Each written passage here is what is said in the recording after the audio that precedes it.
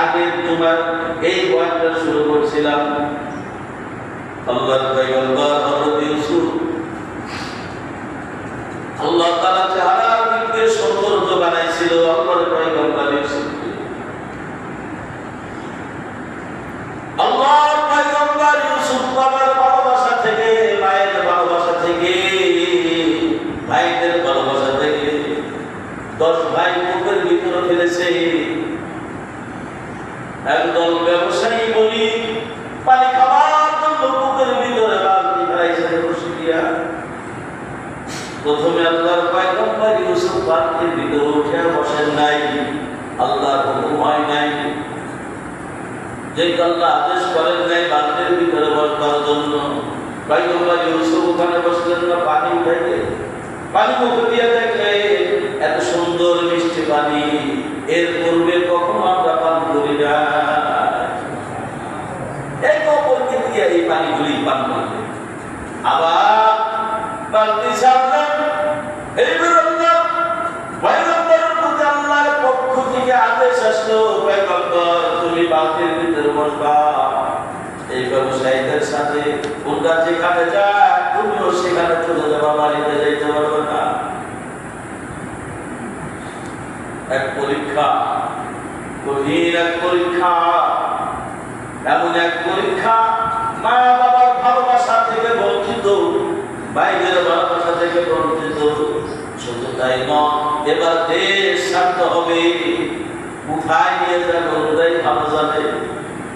ব্যবসায়ী উঠাইলেন, এত সুন্দর চেহারার ভালো ইতিপূর্বে কোনোদিন দেখে নাই। সর্বশেষ কথা, ভাইয়েরা লুকায় দেখতেছিল ওরা কি করে। এবার দেখে ওরা ইউসুফকে নেবার জন্য প্রস্তুতি নিয়ে গেছে। ভাইয়েরা দৌড়ে আসছে, এটা তো আমাদের গোলাম, ওরা কোথায় নিয়ে যাবে, এটা তোমাদের গোলাম। তাহলে এই তোমাদের গোলাম এই কুকুরের ভিতরে কেন? এবার তো বলো ওদেরকে তুমি ছিল। আল্লাহ বলছে খবরদার তোমার পরিচয় তুমি দিবা না, এখানে তোমার বাস করবা না, পরিচয় দিবা না। এদেরকে চিনো, যদি কোনো জবাব ইউসুফ না দেয় তাহলে মিথ্যাবাদী হয়ে যাবে। মাথা শুকাইতে বোঝায় না আছে ওরা তোমাদের গোলাম। তাহলে কুকুরের ভিতরে গেল, তোমরা এই তোমাদের গোলামটাকে বাঁচাইবার জন্য চেষ্টা করো নাই কেন? বড় খুব গেল, এই জন্য আমরা কুকুরের ভিতরে এসে ঢুকাইছি। কুকুরের ভিতরে এসে বাচ্চা ঢোকা দিতে পারো, এটা পাগল অসভ্য। কুকুরের ভিতরে বাচ্চা, আর এত সুন্দর বাচ্চা, এত সুন্দর আল্লাহ তাকে বানাইছে।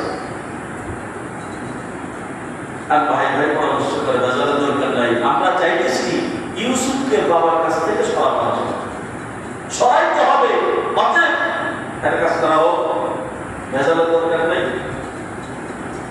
আমরা এই গোলাম বিক্রি করে দিলাম, গোলাম বিক্রি করা হবে। তোমরা ওনাদের তৌফিক জায়গা জুড়ে দেখলে 18 দিরহাম, 18 দিরহাম দেখতে ব্যবসা পাচ্ছা না কিনা কোনটা মিশরে যাচ্ছে। 18 দিরহাম, এইটা 18 টাকা সামনে। কোনটা 18 টাকা রাজি হলে ওখানে একটা চুক্তিপত্রের ভিতরে ওখানে লিখিত ভাবে চুক্তি দিয়ে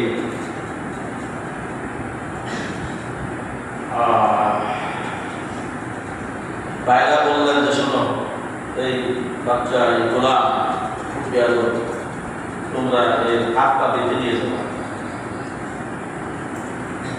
আল্লাহর পয়গম্বর কোনদিন জ্ঞান হতে পারে বলেন? যারা বলেন জ্ঞান হতে পারে? ভাইরা বলতেছে একে হাত পা বেঁধে নিয়ে যাবো। আল্লাহর পয়গম্বর ইউসুফকে যখন হাত পা বাঁধলেন, কূপের ভিতরে যখন ইউসুফ নিক্ষেপিত হয়, আবার যখন কূপ থেকে উঠলেন মনটা করে গেলেন এখন হাত পা বেঁধে নিয়ে যাবে। কোন বাচ্চার কাছে ভালো লাগবে, কার কাছে ভালো লাগবে? রহমান রহিম আল্লাহ যারে ভালোবাসি একবালা না যাইতে আর একবালা আসে। ইউসুফ মনে মনে বললেন, আল্লাহ আমাকে ভালোবাসছেন, এই জন্য এক মুসিবত না যাই তার এক মুসিবত এসে হাজির করছিলাম, ভিতরে আল্লাহ হেফাজত করে উঠাইছে, ওটা চাইতে না চাইতে এখন আমার হাত পাও ভাঙতেছে, অনুরোধ করে বলতেছে হাত পা বন্ধ করার আপত্তি নাই। কেউ কেউ বলতেছে এই বাচ্চাটাকে বস্তায় বইলে নিয়ে চলো, যেন বানাইতে না পারে এমন ভাবে নিয়ে যাবো যেন পথগার সিনে না আসতে পারে। আপনার পয়গম্বর নিয়ম নাই কেউ পলাইয়া আসবে। একজন বলতেছে দরকার নাই, বস্তায় ভরার দরকার নাই, শুধু হাত পা বেঁধে নাও, হাত পা বেঁধে এইবার ঘোড়ার পিঠে উঠাইয়া কাটার পিঠে উঠাইয়া নিয়ে যাইতেছে। শুধু যাওয়ার পরে আল্লাহর পয়গম্বর ইউসুফ বলতেছে, বন্ধুরা আমার একটু শোনার জন্য হাত পা খুলে দাও, আমার অল্প শোনার জন্য আমার হাতের বাঁধনটা খুলে দাও, পায়ের বাঁধনটা খুলে দাও। এই যে আমার মায়ের কবর, জানি না আর কোনদিন মায়ের কবরের কাছে আসতে পারবো কিনা আমার জানা নাই, কারণ আমার মায়ের কবর, আমি আমার মায়ের কবরটার উপরে হাত রাখবো, আমার মায়ের কবরটার জিয়ারত করবো, এরপর আমার হাত পা আবার বেঁধে দিও। যে কোনো মূল্যবান মায়ের কবর জিয়ারতের পর অনেক কান্নাকাটি করবার পরে ওখানে ইউসুফ দুনিয়া কিশোরে চলে গেলেন।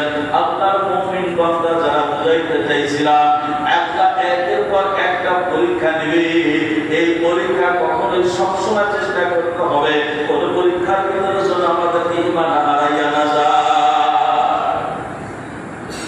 আল্লাহ কখনো পরীক্ষা করবেন অর্থ দিয়া, কখনো পরীক্ষা করবেন সন্তান দিয়া, কখনো পরীক্ষা করবেন সন্তান না দিয়া, কখনো পরীক্ষা করবেন সন্তান দিয়া দিয়া, কখন পরীক্ষা করবেন অর্থ দিয়া, কখনো পরীক্ষা করবেন অর্থ দিয়া দিয়া, কখনো পরীক্ষা করবেন মুসাফির থেকে জমিদার বানায়া, কখনো পরীক্ষা করবেন জমিদার থেকে মুসাফির বানায়া। এটাই আপনার বিধান। অর্থ সম্পদ সম্পদ আদি সব কিছুর মালিক বলেন একমাত্র কে? আল্লাহর পয়গম্বর ইউসুফকে মিশরের বাজারে নেওয়া হলো। প্রথমে বর্ণনা সেদিকে যাব না বাজার, আল্লাহর পয়গম্বর ইউসুফকে বিক্রয়ের জন্য বাজারে উঠছে। একটা গোলাম বিক্রি হয় মাত্র 1-150 টাকার বিনিময়ে, 100 দিরহাম, 150 দিরহাম, 200 দিরহাম। মানুষ অনেকের কাছে আশ্চর্য মনে হচ্ছে,